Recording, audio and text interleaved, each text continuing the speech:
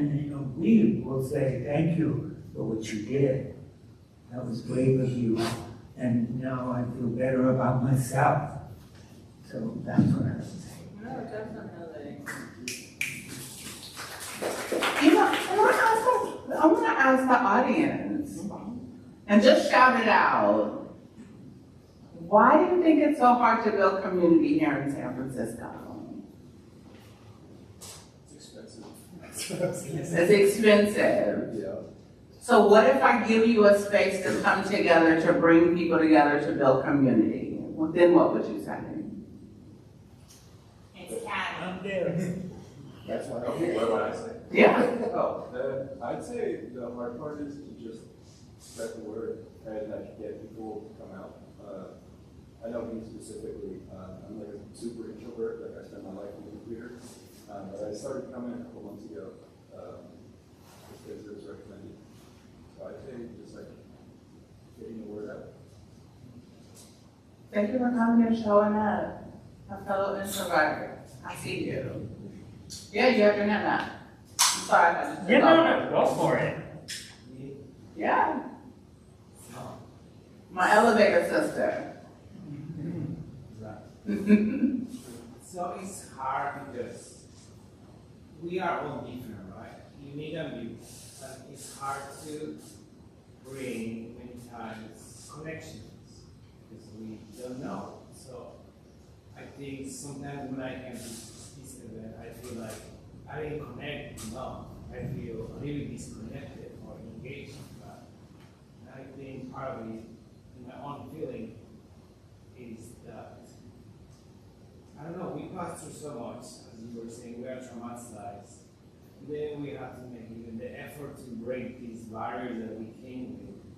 So I think if we are consistent and seeing each other and getting to know another person, I think we make things easier. So I'm kind of lost in my answer right now, but my point is it's hard to break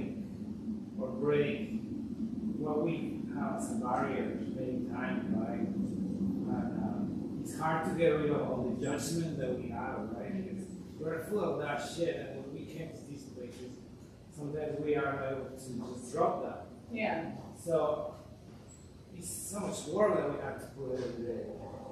I think it's so nice to have these spaces, versions that we are aiming to bring community together. But we all have to make the effort to break those barriers because we are beautiful and together, and there is no other way around. That's right. That's what I think. No, thank you for sharing that. I love that answer. What that says to me is that we need to come together and start speaking more love into one another, speaking positivity into one another, speaking affirmations of joy to one another. Because that, to me, that sounds like that will give me and give you enough energy until we come back to the next time we come here. Yeah, I see your hand in the back. So, kind of building on what you said, it does feel very siloed in the sense that some groups are for big trans girls, some groups are for, the very extreme hubby girls who are totally aware of everything. There's like the EM group, there's the mutual aid group here, the mutual aid group in Oakland, and then there's the political advocacy. And it seems like there's very little common membership. And I think the thing that's really stunned the most for me is how difficult it seems to get people to do political advocacy or mutual aid. Like, it's very easy to get people to come to parties, but for actually helping each other, that one's been tricky. That's just the way it's always been, is that you have to get 10 no's for one yes. Yeah. 20 no's for one yes. If you push too hard, you lose friends. And I don't know how we come together when that's been my experience. Okay. Let's see the two in the back. Yeah, let's say I'm actually new to San Francisco, so it's already kind of a different kind of thing. I kind of feel like an outsider half the time as it is. I'm from Central California, the Central Valley. But like I've noticed, because also I'm gay, so like very cliquey there. And then there's a lot of transphobia and racism that comes out of that community. But then also, it's still cliquey, even in the trans community, kind of see that they kind of have their group and their little circle. They don't really interact with other ones. They might like say hi to you, like walking around, or if you're wearing something nice or whatever. But they pretty much only have their little circle of friends. They don't really they're disconnected from the trans community as a whole, any aspect of the trans community. And then kind of just a lot of the like trans versus non-binary, like some people like, oh, you're not trans enough. So like that kind of idea too. And then just kind of like the class kind of thing. Like some of them are really snobby too at times. Like, oh, they're more elevated versus being poor. Kind of thing. So to me, when I hear that, an elder to me, I'm a woman in my 50s, so this woman had to be in her 80s. She said to me, you cannot rebuild a house with the master's tools. Because to me, that sounds like we are continuing. Cut that light back on. To me, it sounds like we continue to use the same things that have oppressed us to oppress others. So when do we come together to talk about all these things that are rooted in white supremacy that we still hold on to, fighting for trans liberation? You can't. And the patriarchy. You can't. We cannot rebuild the house with the same tools that were used against us. And so when do we come together to start having those discussions? I have to say, we really need to start having some really hard discussions with ourselves, with the people in our group, with our community, because we have to break through this superficial barrier in order to get to the root cause of some problems so we can get over them. I'm sorry, I just did that. I'm so sorry. But yeah, see your hand, go ahead. And you over here too. Hi folks, I've been in the Bay my entire life, but I'm usually translated. And having to choose between thinking and finding a home where I'm from Oakland or here in San Francisco, I have to choose for many different reasons. But I think there's so many messages that are incredible. One of the biggest things is finding that I see a lot in this community is just a lot of folks who are losing hope. And I think it's so important for us I think there's no better time to make and build things. Yeah. There's no better time to be able to have these discussions and conversations. I do think that there is an element, and there are groups out here in the city that are very particular about who have gone through so much that it is not to actually have these discussions, to actually have this reality, to rather than just to, as one sometimes I've mentioned, to party, to just be free to live. It's just, yeah, having to make that decision is really difficult. So do whatever we can to empower each other so that we can be ourselves as well as be politically minded, be mindful, understanding the biggest risks and things that affect our people. So it's kind of, it looks like I don't know, I wish we could do better to be first on. I'm gonna say one thing, and then I think we should probably move on back with the program. You cannot be erased. Period. I'm gonna say that one more time. You cannot be erased. There is no executive order. There is no body. There is no person walking this earth that can erase you. That can erase your existence, your history, who you are. You are protected. You are spiritual beings that walk in your light. Nothing can erase you. No one can erase you. I think what I've seen since this new executive administration is that they have caused a lot of fear, panic, and anxiety in my community, in me. And I do that on purpose. They did that on purpose. It was just to cause panic and confusion. Know that you cannot be erased. Know that no one can do anything. Before they knew we were here, we were here. Before the word trans and transgender and non-binary existed, we were here. Oh, I guess that's what history means. Write that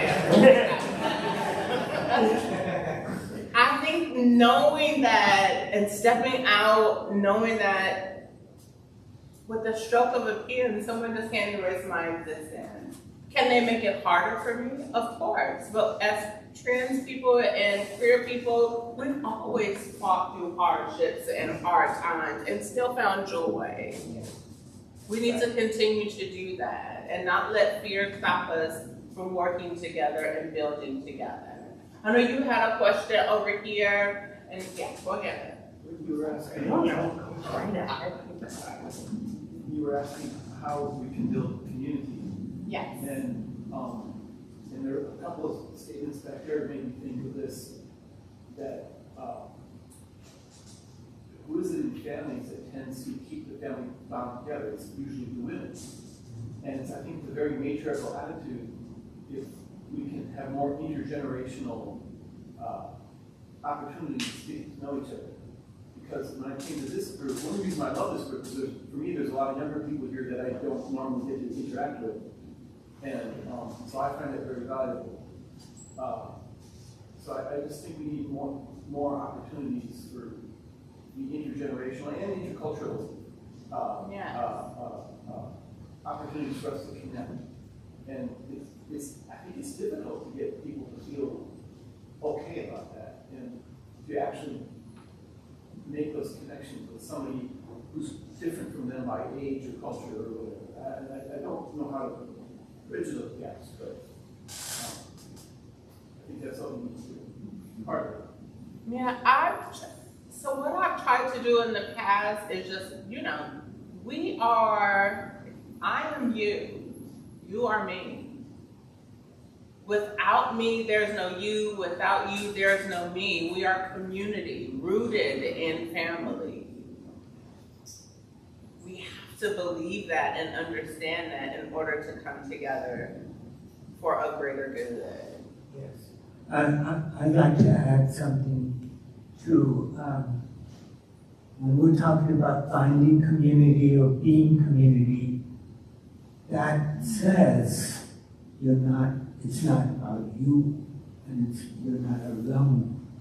And one thing that another thing I'd like to inspire in you is to think outside of the self. We're invited to think, what do I want? What do I need? But when you're family, you think of everyone in there. So I'm going to invite you to think about, well, what can I do for you? Or I noticed this, you're struggling with this. Can I talk to you about that? And because I personally see a lot of what I want, what I need. I want feminization, I want the trousers, I want this, I want that. And I'm a humanitarian, and I think you are too. So I'm going to invite you to think about what your neighbor needs. And that will uplift you. That'll make you feel better. I promise you that. So to build a community, and intergenerationally, do it intergenerationally. A family has all ages. Right. And so, just last time, I hear a lot of what I want. And to me, that I don't need into that. I don't want to say I don't care what you want. I want to hear what you want to do for others. because that would make me love you more.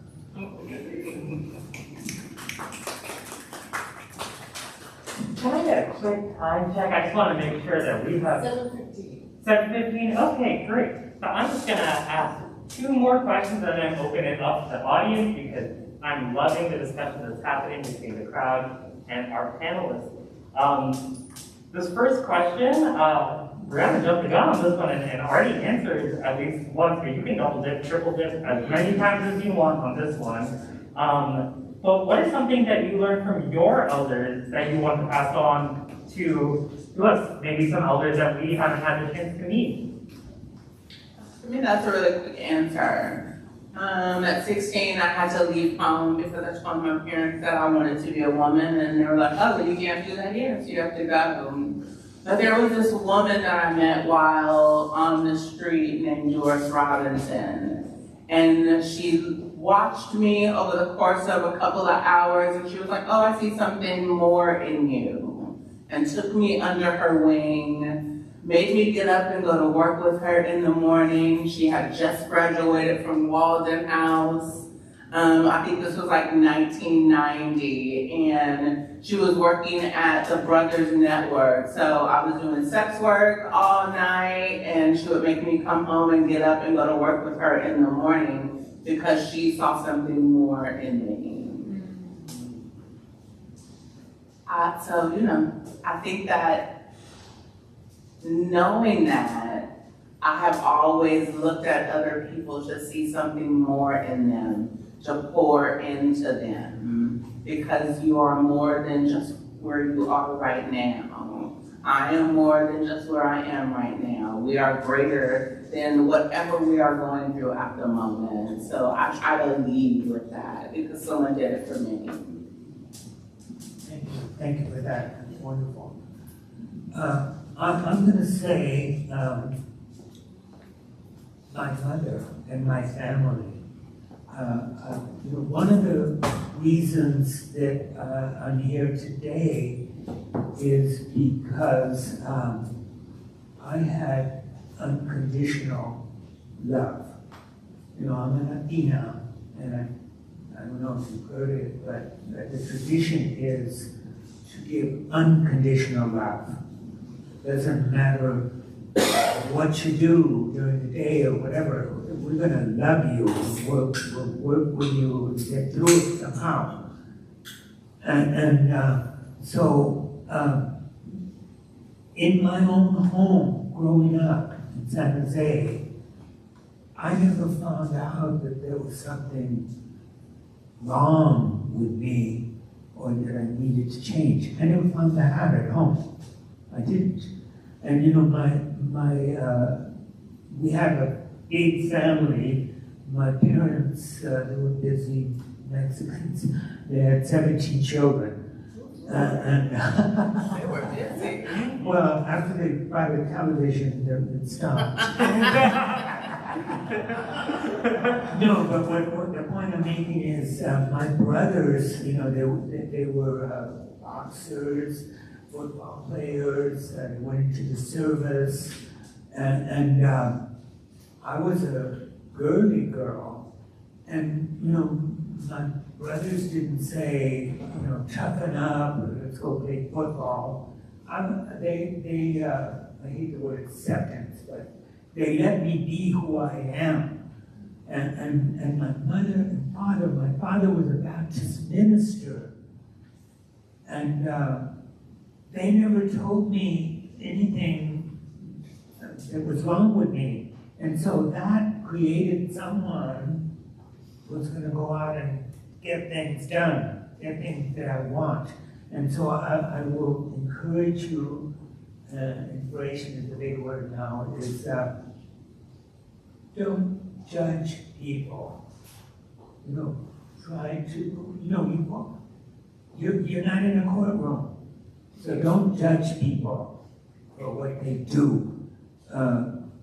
Just let them be, and it's not for you, don't do it. But see, judging is like, oh no, stop being you, or you're no good. those kinds of terms don't work with me. You know, what they hear from me is to the left. Oh yeah, stay in your own lane. That's You know, I'm not in that lane with you. You go over there. You know, let me be who I am. And so, yes, that's what I'd say. But I found that out from older people, like my father. And yes, when I left the home, I said this before too, I entered a minefield every day that I left home. And you know, because I've heard some of you know about this, people would say, you know, why do you walk that way? They would say, you shake your ass. Why do you walk that way? Because I'm trying to get to my classroom. And I put one foot in front of the other. I promise you, you don't have to walk this way. Why are you interested in how I walk? Because I ain't thinking anything about you. I mean, I had to, you know, have you ever heard of like the mean, tough Mexican? I've never stopped anyone in my life, but I brought that down, and these people are going to stay away from me. And so that tough thing came out in me. And you know, like even my friends, girlfriends, you know, everyone's girlfriends and boyfriends, I remember walking up to them in a group in middle school, and one of them would say, you know, why do you hold your arms that way when you come up to me? Sweetie, I went. What's wrong? I still do good in math. Or, you know, what do you want? Get over it. You know, you walk the way you do and you hold your arms the way you want to. But don't tell me how to do it. So, I get mean sometimes. No, but that's a rule. Okay, well, this is my last question before I open it up. I can sit here and ask these wonderful ladies tons of questions, but I want to hear from you all. So I guess the last question that I have is, if you could tell your younger self one thing, what would it be? If I could tell my younger self something, it would be that you're okay and you're gonna make it through this. You're gonna be fabulous. Life is gonna work out as soon as you are able to get out of your own way and out of your own head. Okay, I'm thinking of that because what I'm just saying, I guess I would tell my younger self, don't put so much value in what people say to you. Just say, that's a Looney Tune and walk away, go home and do your own work. Because that made me tense or, you know, angry. And, you know, I didn't like that part. But I still got sweet eventually. Wonderful. So let's just do a round of applause for our lovely panelists.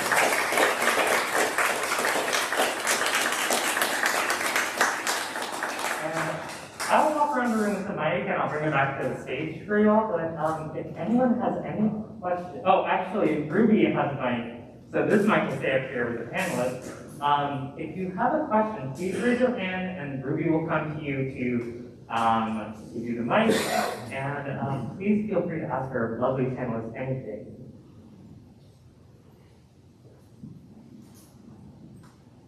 It's on all the time. Okay, so I wanted to ask what the trans district is. Can you define what the trans district is? Yeah, the transgender district is a 4-block radius of the Tenderloin from 6th Street to, what is that, Turk and Taylor, and a couple of blocks down 6th Street. Right. It's a designated cultural district here in San Francisco, started by 3 Black trans women. Who are? Honey Mahogany, Janetta Johnson, and Aria Saeed. Honey Mahogany also works for the mayor now in the Office of Transgender Initiative, first trans woman to ever hold that position. Janetta Johnson runs TGIJP here in San Francisco, and Aria has went on to do consulting around the world because of the transgender district. And it was formed because they saw that developers were moving into the Tenderloin and displacing Black and brown people and erasing the history of the Compton's Cafeteria riots that started here in San Francisco. Which, by the way, is going through the appeals process at one of the commissions at City Hall. The Compton's, the building, Yes. yes, Turner Taylor, Yeah. 111 Turner. Speak about it. Say it again? If you know more about it, you can speak about it. I'm sure. I know that people are trying to liberate the GEO group from the historic site of Compton's Cafeteria. They went to the Board of Supervisors meeting to get them to revoke the GEO group's license. Unfortunately, GEO Group owns that building, and it's very difficult. I mean, I look at it like this. If I own a house somewhere, people complaining you can't move me out of my house. I think it's unfortunate that the GEO Group, who has been in this historic site, I think they've been there for like 30 years, who have been in this historic site, and the city hasn't done anything to do something about it. And that's why I say we need to come together and mobilize, to work together, to create change that happens here in San Francisco, because if we don't do it, we see that no one is doing it for us or willing to do it for us. So yeah, that's what's happening at the site.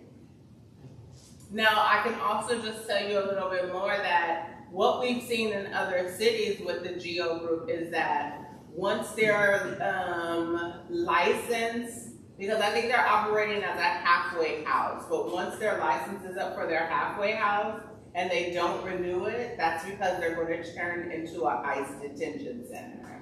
And we've seen them turn into ICE detention centers in other places.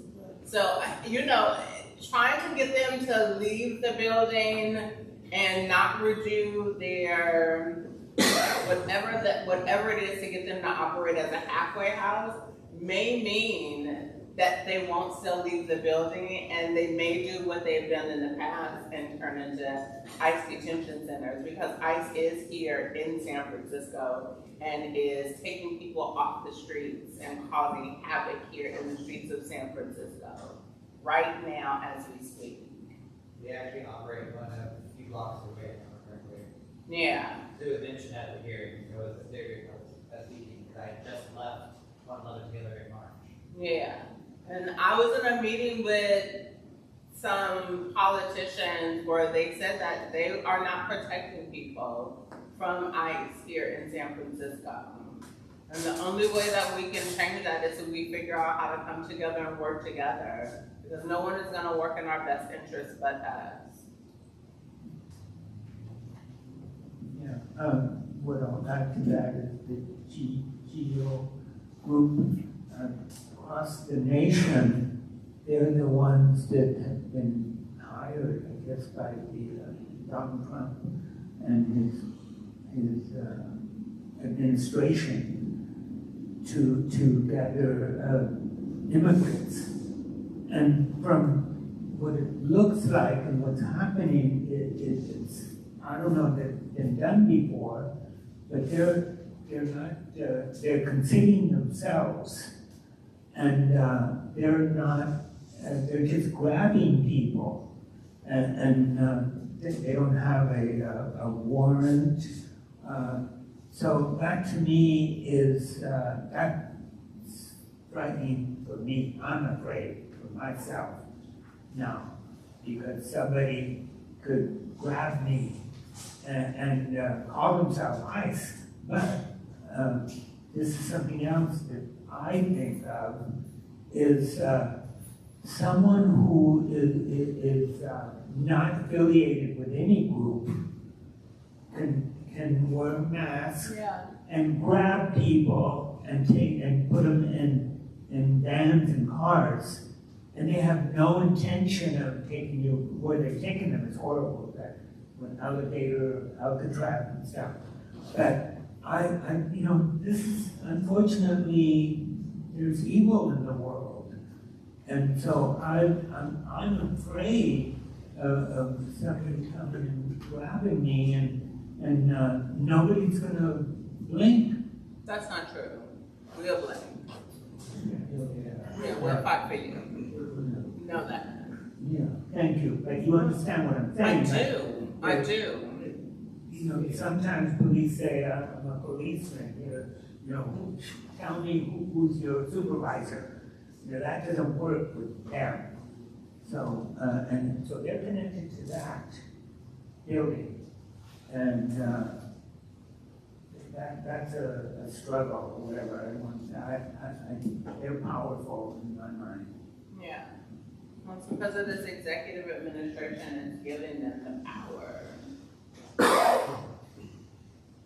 Great question and great answer. Do we have more time for questions? Yeah? Okay, I see in the back there, TV. How important do you think it is to make your own family? Since sometimes we're a community, we don't have as much connection with our bio families or our families of origin. How important do you think it is to create your own family? I think it's extremely important to create your own family, to create your own tribe of people that you can trust and that can trust you, people that will have your back just in case something that happens to you, people that you can confide in, people that you can laugh with and cry with and grow with. I feel like as a human being, you need that.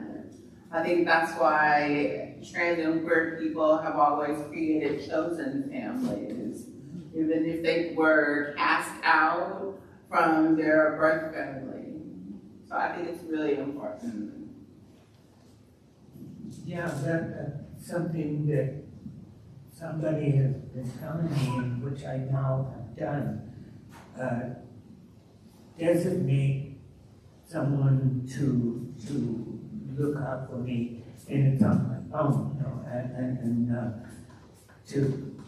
if you don't see me for weeks or something, reach these people. I have designated people for that purpose. It's also important to have a will. How many people talk about wills? Living wills? Right, exactly. I get it, we're all really young in this room, but what if something happens to you? Who do people call? How do you want your last wishes? How do you want people, what do you want for your body if something happens to you? Do you want to be buried? Do you want to be cremated? How do you want to? Do you want to be buried or cremated in a dress? Do you want to have a viewing? Y'all not talking about that or thinking about that? I think that is something that you should have here at the center. There is a group that you can reach out to that comes and just talks to you about a living will and how do you create that, and you designate people in your chosen family or your blood family to look after you, to know your last wishes. I feel like we need to have that, and if you're not talking about that, it's something that we all should be talking about. And why not do it in a group with other people here in the center? Yeah, me too. On that point, I do believe we do sometimes have some of those will meetings here, and I can definitely find out when we're doing the next one and send it out. If you aren't signed up on the email list, we do have an email list, so we can disseminate some information. But I just want to reiterate both of those points about wills. It's so important. I know a lot of us are young. I'm quite young myself, but I have had to do funerals for trans women, unfortunately, quite young. And it is very difficult if you don't have a will to do that. The legal system doesn't really recognize our family bonds and such. And so it can be, even if your family is actually quite supportive, which happened in one of my friends, it can be just logistically very difficult to get your stuff together. If your family's somewhere else, we don't have claims to that. So yes, get your legal wills done. It's like very important, and it will save your sisters so much time. Okay, we have one more question. Oh, I want to say on that theme, if nothing else, Google it. What can I get a will done? I got mine through the information I got was from Open House. So, at some point, maybe approach some organization, if you've heard of them. I mean, even here, I don't know, I can't say exactly, but there's attorneys that want to help you with that, and it's not for old people. And on the what I've experienced is, people don't naturally die at 90. They die at any age. And yeah, so you feel strongly about what you want, do it now. And I'm going to say for me, it was not costly. It's not something that costs a lot. And here in San Francisco, there's the organizations. There's attorneys that work for little or nothing. And so you can get whatever you want. And I think it's wise to have that done. Thank you very much. And we have time for one more question here. Here I am. Hi everybody, my name is Catalina. I work alongside Brianna, but one last remark that I really wanted to just leave here, but also want your feedback on as folks that have engaged in different communities within our small community is just the fact that we can argue and we can have differences. Granted, some of those differences may be a little different, but those differences should not divide us and further make us separate as a community. I think we share something so special that none of the world and or other communities can really connect with, and it's just that feeling of otherness in our own bodies. And that feeling is just so intrinsically, I think it does change you, because how we see the world as trans people and how we identify is complex. So I'm over talking and explaining myself, but basically, what is your response to people who do not stand with someone because they have a political difference, or they have a difference in how they engaged in social groups, or someone who's catty, someone who's not catty? How can we in this room hold accountability for ourselves and our community, not to push somebody away just because they have a political difference, or because they just don't see the world in the way in which I view it, which I think is important to recognize. We all come from different worldviews, we all come from different cultures and microcultures. In your knowledge, young, I don't know, to me, Brianna's an auntie. She's not an elder just yet. Yeah, that's what I would ask. Yeah, sorry. Yes, life is a box of chocolates, assorted flavors. I don't look for me. I look for the differences that everyone is different, eating these thoughts. And that's okay with me. And should be ready. Yeah. That answers the question.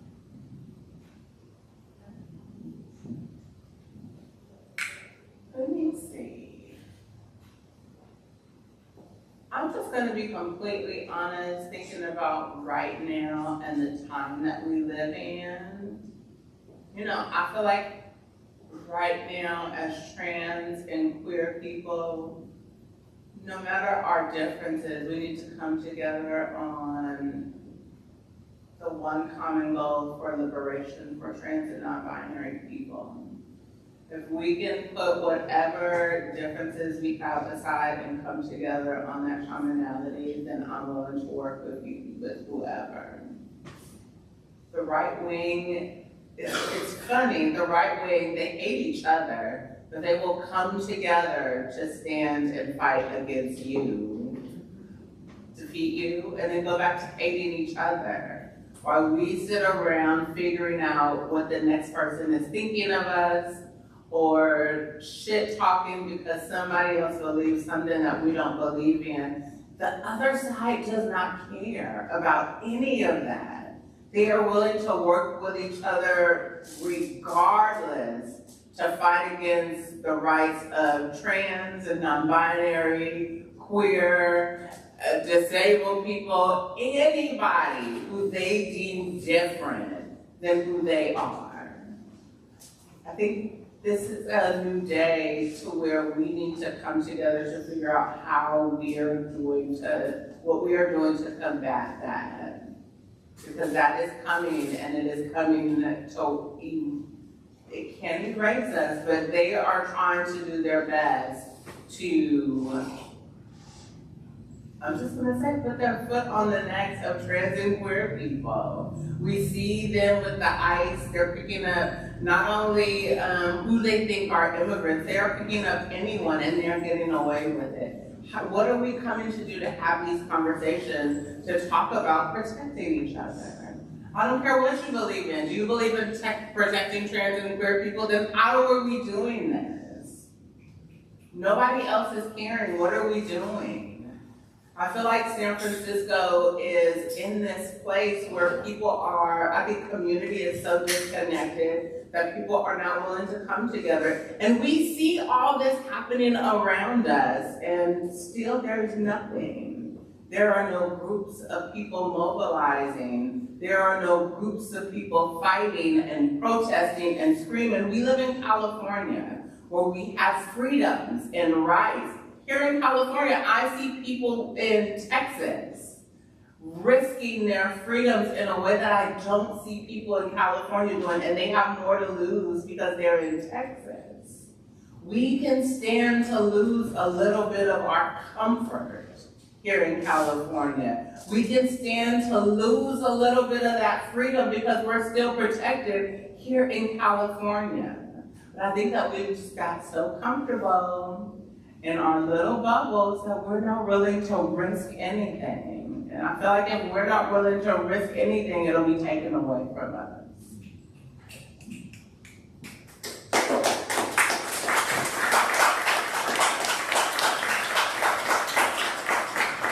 But even within that, try to find joy. Live on a joyful note.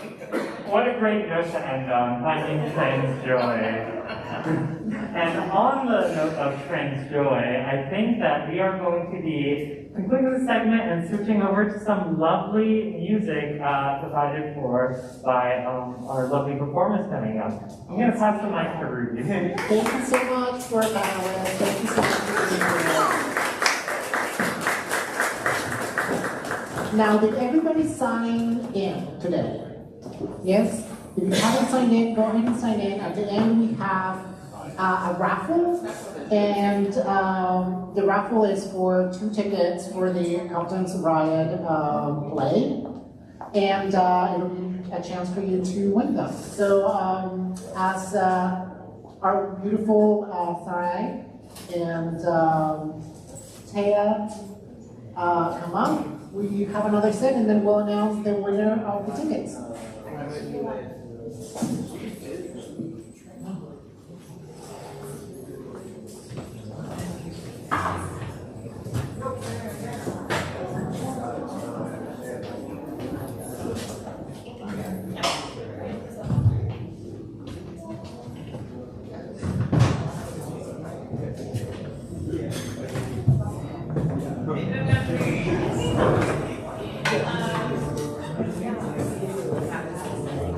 All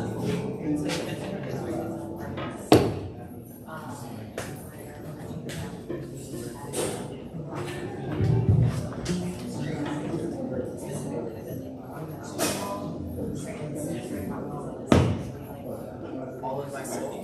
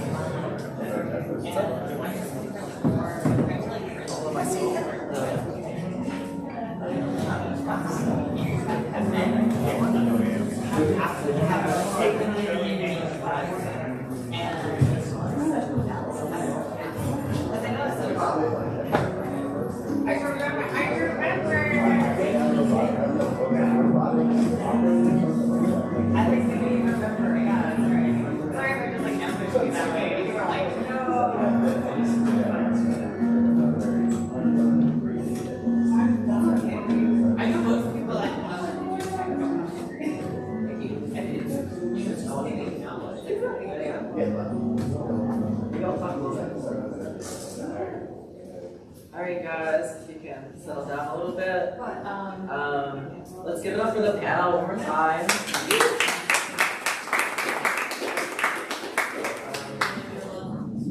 I think it's super, super important to focus on building community right now.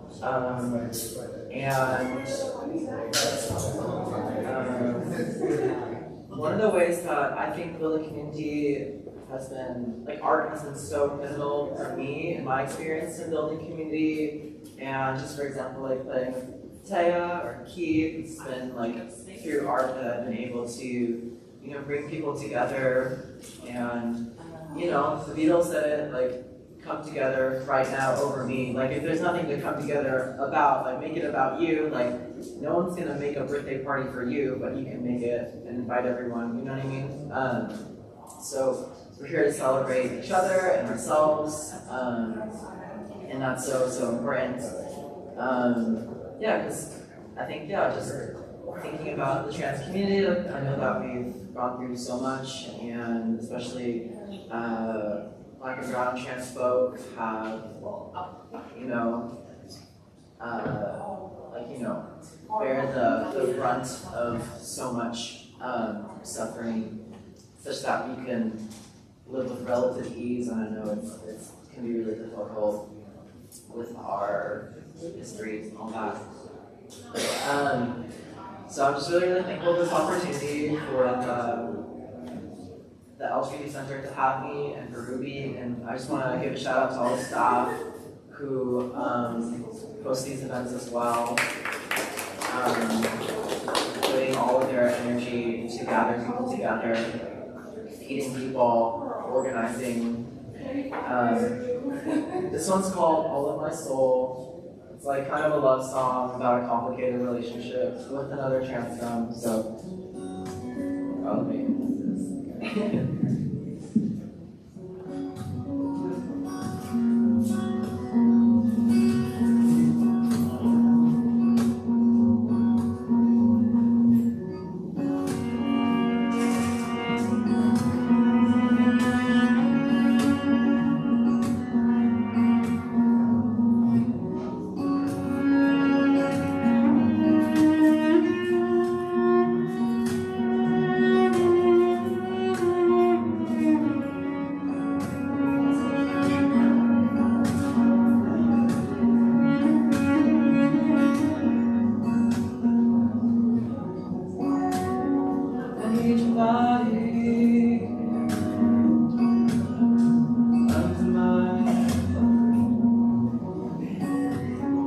I need your happiness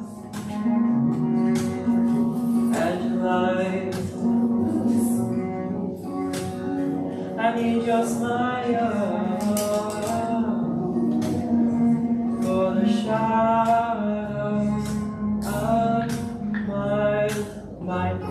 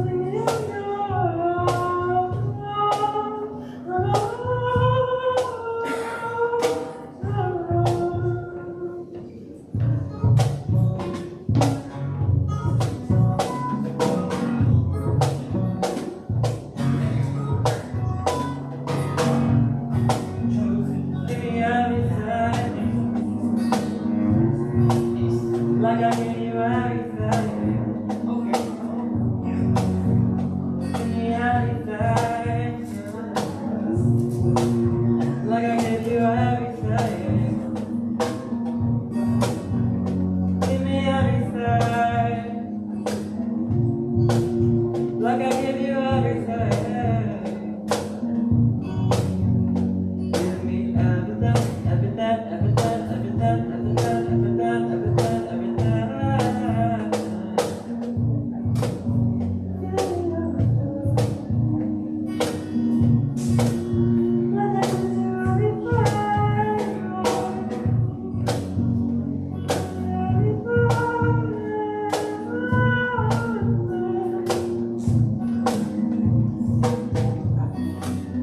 All of my soul.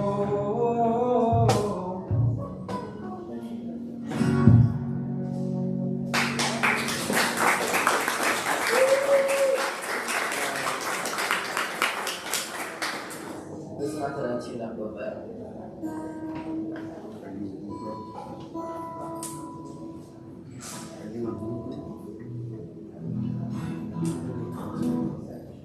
This one's called Got My Back. It's kind of just about like, do you support me? Do you support the trans community? Do you got my back? You know, and I wrote it, you know, when I didn't have housing, got kicked out by my mom and all that stuff. So I really was like in this intense space and needing support from people. Yes, it's very, very complicated when it comes to bio families and you know, the grief of losing people over transitioning and stuff like that. And so, yeah, I think sometimes I write something and it comes to mean something else as it evolves and grows. And now I'm playing with more people and it feels really good. Before I close, I just want to give a couple shout outs. I'm playing at the Knockout, which is not too far, your 24th admission on the 27th, and with Keith and Taya. And then I'm playing Pasta Muerta Coffee in Oakland on 9/13, and that's like a trans-specific event. The first one is, you know, more mixed. And also, if you talk to me, I also sell these origami earrings like this. I hand make them. So if you want some earrings, you can buy them. That really does help support me, boost some of the money that I get from, you know, doing art and stuff. So this one's called Got My Back, and let's just jump right in. Let's see how to find this sweet spot.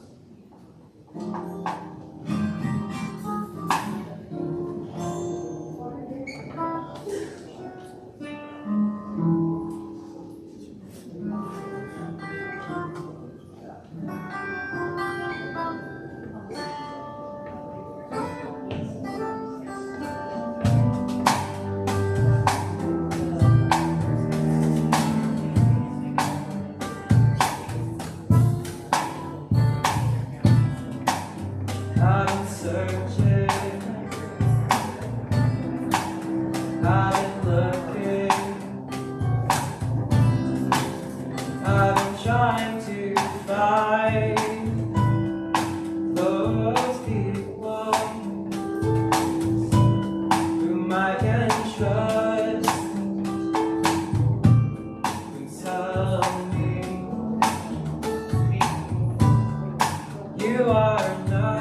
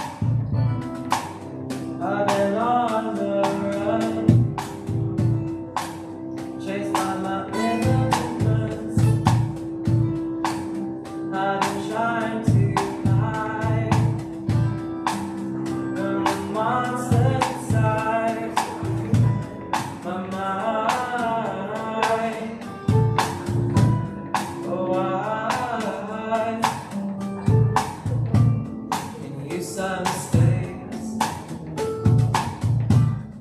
That's why I'm here anytime. Do you mind? 'Cause I need to know.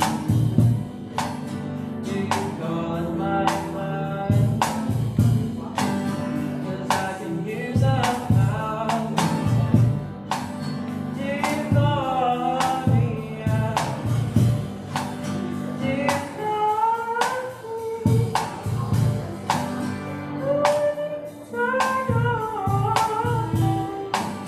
Cause I can use a friend. La da da da da da da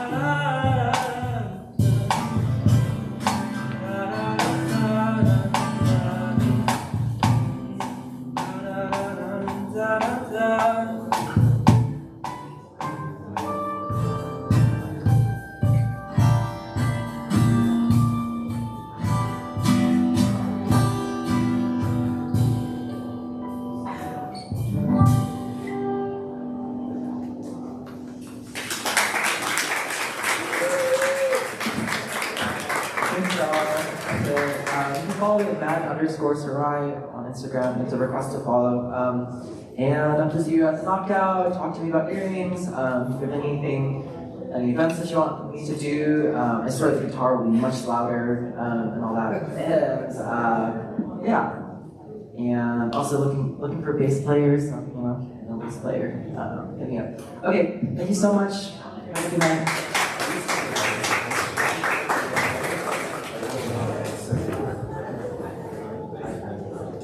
Someone buying your days and another bass player.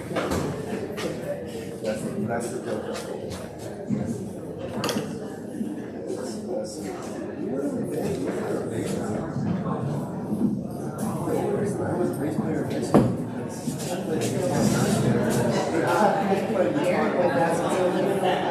Technical difficulties. And as we close today, today's celebration of history, let's carry forward the power that we share. Trans History Month is not just something in the past, but it's alive. It's alive in every person, and every person who chooses authenticity, who chooses truth and joy. Our community's legacy is one of resilience and brilliance, from those who fought for our rights decades ago to the leaders and visionaries shaping the future today.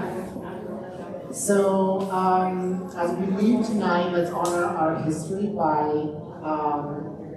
living boldly and in the present, and let's keep creating spaces where every trans and gender expansive person can thrive.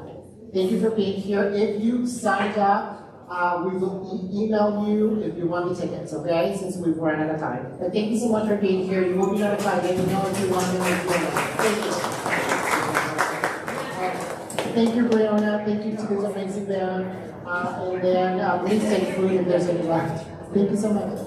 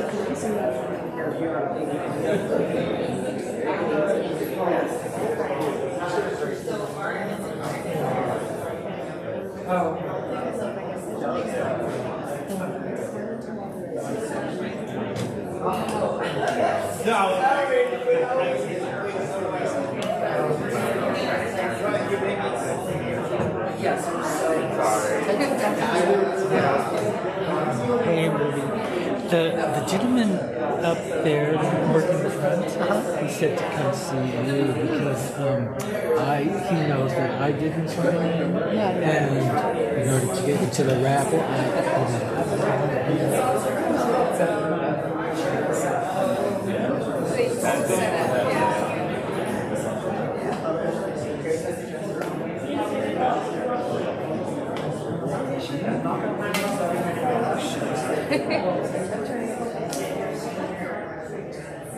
I did do the survey.